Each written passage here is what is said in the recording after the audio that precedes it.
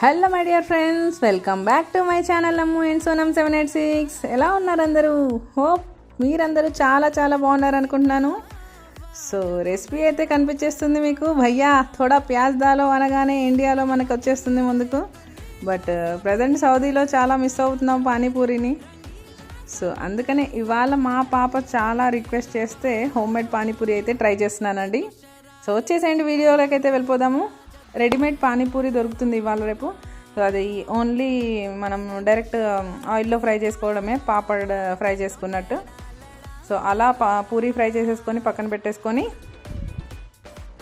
కుక్కర్లో ఆలు, కాబూలి శనగ కానీ లేదా మన దగ్గర అవైలబుల్ ఉంటే బఠానీ కానీ తీసేసుకొని మనం బాయిల్ చేసేసుకొని కొంచెం చేత్తో కచ్చాపచ్చాగా స్మాష్ చేసేసుకొని అందులో సన్నగా తరిగిన ఉల్లిపాయ, కొత్తిమీర, ఉప్పు, కారం, నాటు పసుపు, ఉప్పు, కారం, మనకు కొంచెం చాట్ మసాలా టేస్ట్కి తగినంత మనం వేసేసుకొని కలిపి పక్కన పెట్టేసుకోవాలి.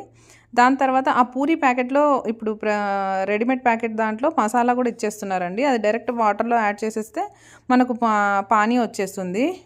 బట్ మనం నార్మల్గా అయినా రెడీ చేసుకోవచ్చు. కొంచెం గ్రీన్ చిల్లీస్, కొత్తిమీర, పుదీనా, జీరా పౌడర్ యాడ్ చేసేసుకొని ఉప్పు టేస్ట్కి చూసేసుకొని అది సెట్ చేసుకొని అది పక్కన పెట్టేసుకోవాలి. దాని తర్వాత స్వీట్ కూడా ఇస్తాడు కదా. సో ఆ స్వీట్ రెసిపీ కోసం బెల్లం, చింతపండు, జీరా పౌడర్, చాట్ మసాలా, ఉప్పు, కారం కొంచెం మన టేస్ట్కి తగ్గట్టు అన్నీ వేసేసుకొని మిక్స్ చేసేసుకొని పక్కన పెట్టేసుకోండి. అలా ఆ 3 ఐటమ్స్ అయితే రెడీ అయిపోయాయి. సో మా పాప అయితే టేస్ట్ చేయబోతుంది. మీరు కూడా రెసిపీ నచ్చితే ట్రై చేయండి. ట్రై చేసి టేస్ట్ ఎలా ఉందో నాకు కమెంట్ సెక్షన్లో కమెంట్ చేయండి. So yummy yummy tasty panipuri ready. Thank you for watching అండి.